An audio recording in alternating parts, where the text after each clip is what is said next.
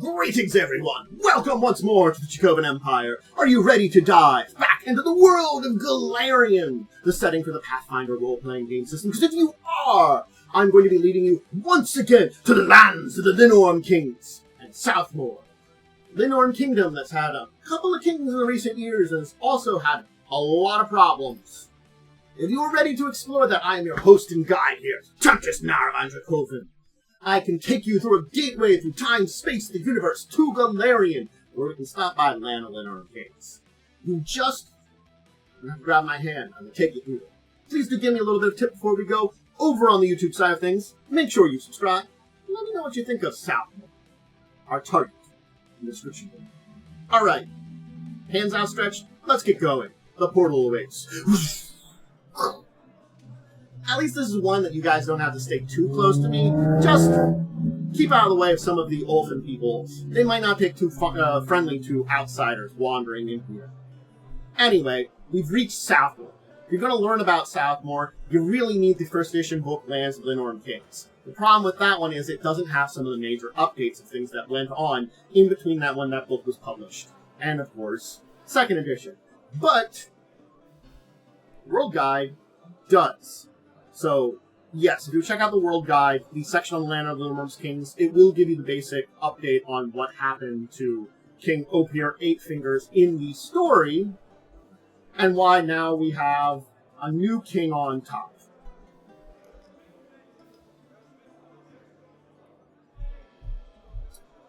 So, yeah, and why now that we have Ostog the Unslain as the Linnorm King there. So, yeah, I'll try to keep abreast of the basic information, because Ostog hasn't been in charge for very long, like 5 years. Southmoor isn't going to radically change in 5 years. Yeah. Let's dive into it, though. So, as you can see on the map there, it is the southern of the southern Linnorm Kingdoms. It is, in fact, south of the Gazetteer Forest. This doesn't necessarily give it a really great position. It doesn't at all. We'll talk about it through its history and who's been ruling it, who lives there. But it's a nation that is probably, for a great size, the least important of all the Linnorm Kingdoms. It doesn't have an organization, it's very unpopulated, it's got a horrible reputation, it's got very little resources. It's just not a great place to live overall. The capital is Joel, and of course, Linnorm King Ostog is currently in charge when Opir Eightfingers, the former Linnorm King, disappeared. Let's talk about that history, so you understand a little bit more about the savagery that is Southmoor. And we have to talk about rune giants here, because we have to talk about Queen Ladamaru. Queen Ladamaru was a powerful rune giant that controlled the region of Southmoor, an area known as Old Cerusia.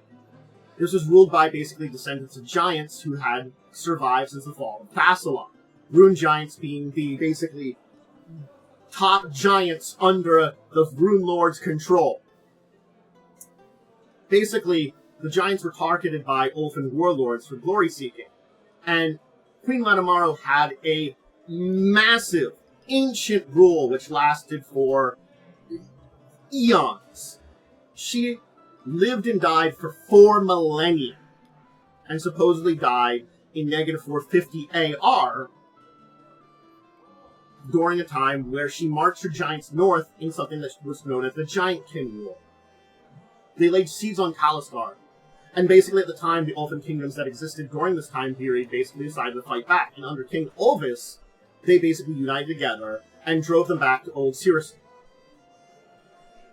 When they reached the capital, basically Ladamaru activated a Thassalonian weapon. It destroyed her city of Tandere and both armies. And by -440 AR, 10 years later, all major giant tribes were driven from the region, forced to settle in the Corridor Mountains or Ironbound Islands.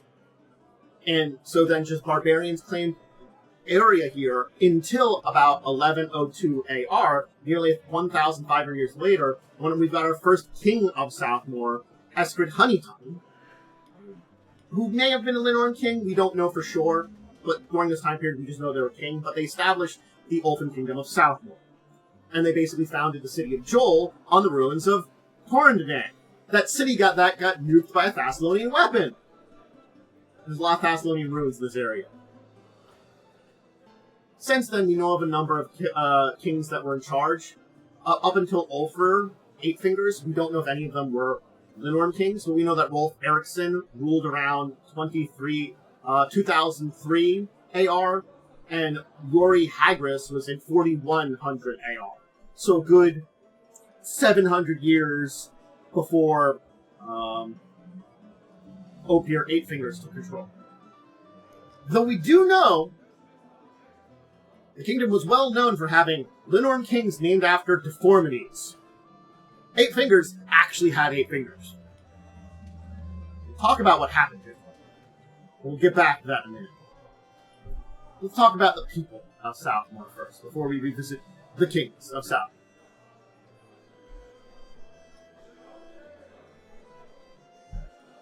So,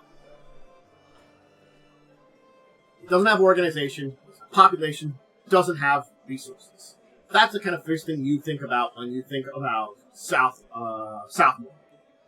It's a wild land haunted by barbarians, trolls, giants, and worse. Dragons, Linnorm.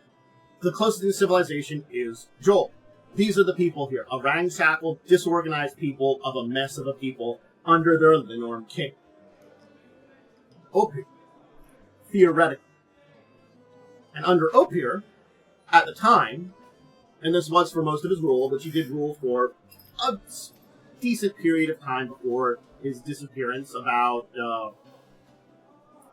25 years. Decent rule. Again, Ostog's only had about 5. But this is him getting into an area, taking over an area. So, these are hardy people that basically keep to themselves in a lot of ways. The various small cities and towns are theoretically under the Linnorm King's rule, but most of the time they rule themselves. There are a few roads here and there, but trade is oftentimes ignored with places like Frisia, which they are connected to. There's been done a little to basically build up this area. And the No-Lands and their savage barbarians are basically ignored as they hunt and take care of people in the area. The citizens don't have respect for people in charge. Not at all. And of course, they don't have a respect for the people over in Kalsgard or other areas too. They just are like that.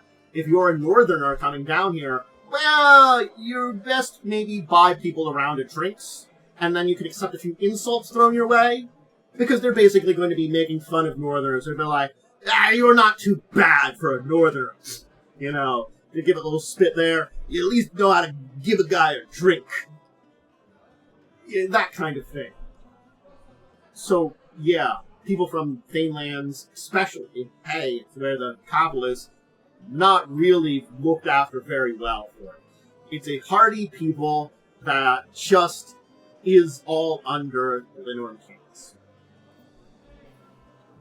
Alright, let's talk about Ostog and Opir. Let's start with Opir. Let's talk about Opir as a Linnorm King and what happened to Opir. And then we can talk about Ostog and how things probably won't change under Ostog. I'm not going to lie, they probably aren't. So Opir basically got the king from bringing a Linnorm head in that was surprisingly quite decayed. Interestingly, for bringing back a head marking their victory. People kind of whispered hushes, maybe he found a dead Linnorm, or maybe he basically paid someone or whatever, but the fact is, Opir was still a pretty good warrior, and anybody that challenged him, out. Anyway, other than preserving his honor, he basically did a lot of things to indoctrinate himself to people over his rule. He built a Colosseum. Poorly. It fell apart and was never used. He thought blood sport was great. Hey, often our warriors, a little bit of blood sport, thumbs up. He made a giant statue of himself, copper-plated, basically showing that he gives to the poor and the needy. It's constantly being defiled and graffitied, and has to be repaired, and it's expensive, which could go to the needy and poor.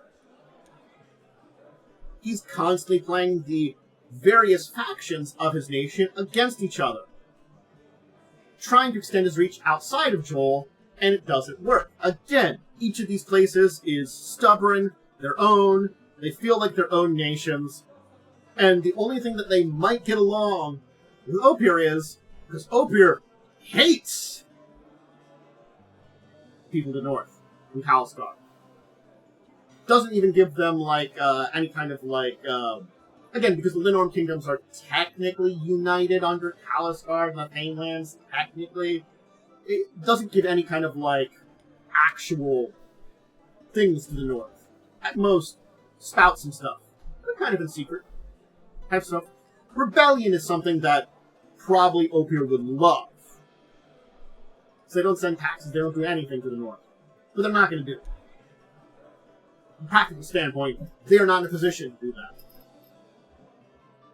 Anyway, Opir. What the hell happened here? Well, a little thing we like to call New Thassalon showed up. And part of New Thassalon was to his south. Hey! Right there, next to you, what's this? It's your new neighbor. And included some of the Ironbound Archipelago. Oh! These are very interesting facts. Fascinating. This new enemy that's right there, that's, you know, got some of the islands, and it's across a border with you. Man, this city of Zin Adasrali is right there on an island nearby. Yeah. The idiot attacked. He did. He basically saw New Thassalon rise up and wanted to go a series of raids on Zindarasta. And basically, Belamaris, who might not have been is not the top rune lord of New Thassalon, but still a rune lord, she basically defeated the raiders. Opir's corpse was never found. There was no friend that wanted to investigate him. No one that wanted to have him resurrected. So the throne was left empty. Yeah.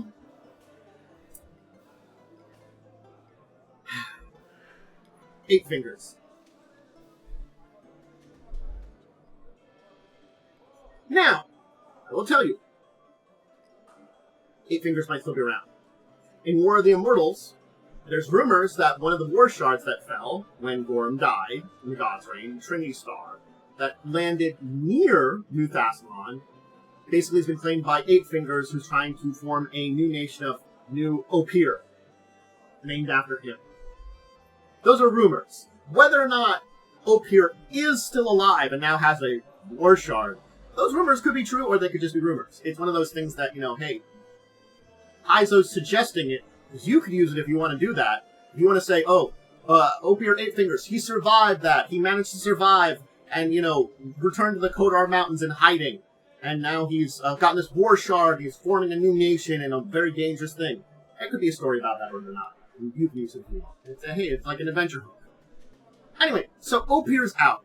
Who takes over for Opir? That's a great question. Who wants to rule this land now that he's gone? Enter Ostog the Unslain.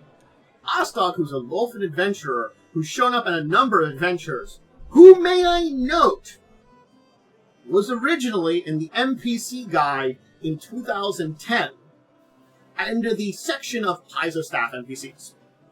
So yes, a bunch of Paizo staff members who were running some games put their characters in the NPC Codex book, their NPC guide, and made them official characters in the Pathfinder world doing stuff.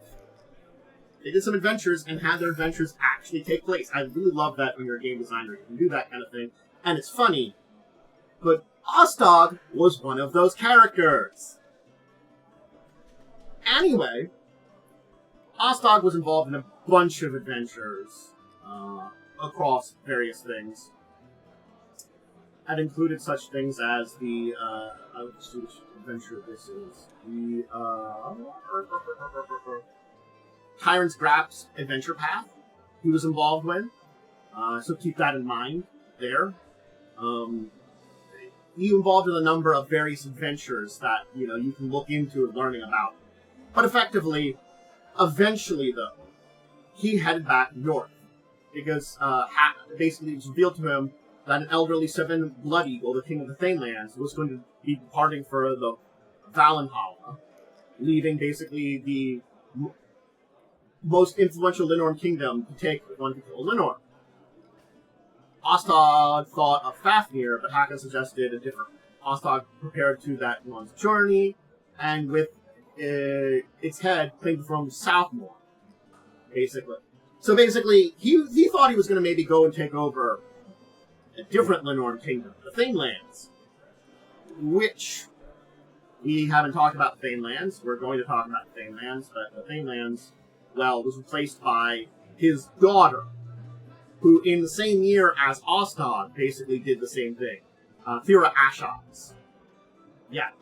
She also defeated a Linnorm, and basically, yes, took over from her father. Yeah. But Ostog, he got Southmoor. And so he's been ruling that for 5 years. Good on him. He's an adventurer. Maybe he's going to be... But I'm not going to lie. I think he'll be a better... He's going to be overall be a better ruler than Opir. But it's Southmoor. What are you doing there? So, this is a picture of Joel. Let's talk about Southmoor. And what's there? Cliffs. Lots of horrible cliffs around the coastline, with very few places you could put boats. Okay, that's already sucking. We're already not very amenable to anybody living there. What else is there? Moors. And bogs. Yeah. A lot of very few natural resources, horrible wilds. That's there. That's why the wilds are filled with trolls and ogres and giants and barbarians and monsters and dragons and Linnorms. Because it's savage, there's no reason to go live there. The coastline sucks. Yeah. That's Southmoor in a nutshell.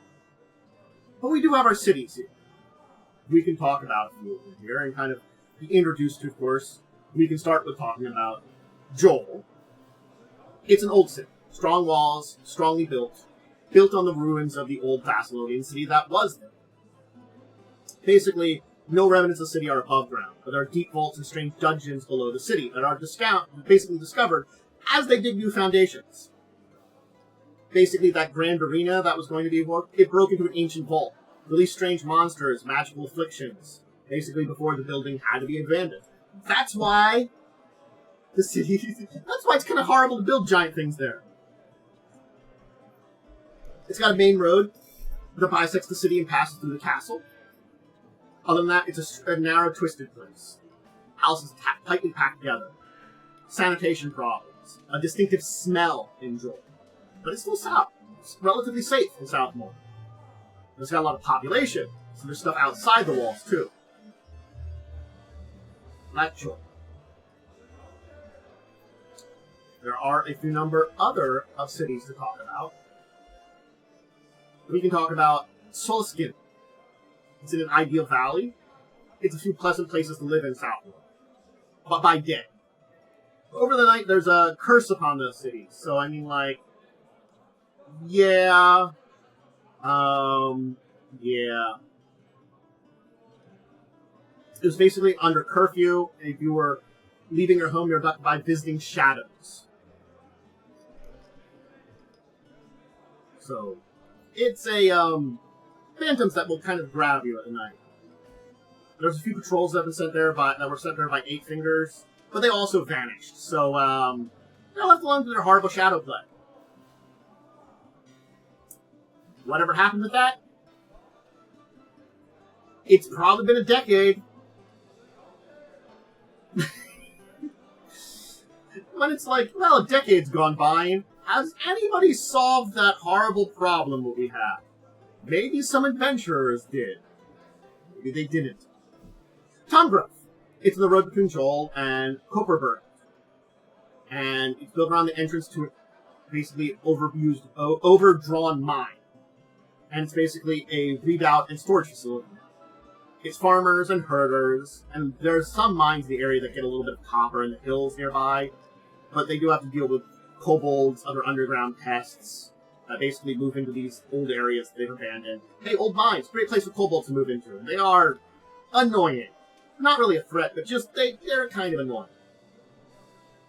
They do tend to try to keep the upper levels of mines clear. And, of course, raiding trolls will also try and get in there. But again, most of the cities and towns here at least have fortifications enough to keep things like trolls and ogres out, especially in small groups. Large enough groups, well, then the walls aren't really going to hold. But most of these are walled. And then, of course, White Rock, which is situated on the border with Irison, where a lot of monstrous attacks are frequent. They would have been drawn for their village if not for tenacity and a magical fence of vines and ancient birds that surround it in a special palisade. So even powerful magical vines protect it. That is on that border there. And then, of course, there's a number of other places to mention. The Copperberg, the ancient mine, and it was the site of one of the realm's big, huge conflicts. And, of course, the No Lands, where the barbarian tribes ruled. It's a place where elven criminals were exiled, and so they formed into these traveling barbarian bands. These were criminals, originally. And these are criminals or descendants from criminals who have basically turned to barbarism and violence and raiding because, again, it's all they know, and banished them. These are the kind of places you find this at. But there you go. There's Southmoor. I hope you enjoyed diving into learning about it, and it's got a little bit of an interesting history there, and we know kind of a general idea and book about the place, and really the main interest in it is the crazy Linnorm kings it's had. From Opir to Ostog to everything that's going on there. It's a savage place, great place for a fight. Not really going there for any treasures, but maybe some Thessalonian ruins that could be popping up here and there. Maybe you want to go into someplace under Joel. Seems so safe. Oh, that old basement may have broken into someplace that really shouldn't be explored. Right, adventurer might want to. And of course, Ostog in his adventurous spirit probably encourages stuff like that. Not going to lie. You've got an adventurer as a king, he's going to encourage stuff like that. So, I hope you enjoyed diving into it and learning all that. Make sure to check out the rest of my tabletop-related stuff. It is recorded over on the Twitch side of things, along with me doing some chatting and video games and playing games with friends. But all the tabletop-related stuff gets uploaded to my YouTube channel. That's the only one I have so now. I might do another YouTube channel in the future for other other content. But tabletop stuff on the YouTube. If you're over there, subscribe. Always helps out. And let me know what you think of Southmoor and what kind of adventures you have there. Or if you want to do a character from there. What kind of character would it be? Let me know in the comments. Make sure to check out my social media. And of course, until we dive back into Golarion, some other tabletop-related world, or somewhere else tabletop-related entirely, I bid all of you out there a deep and wonderful farewell.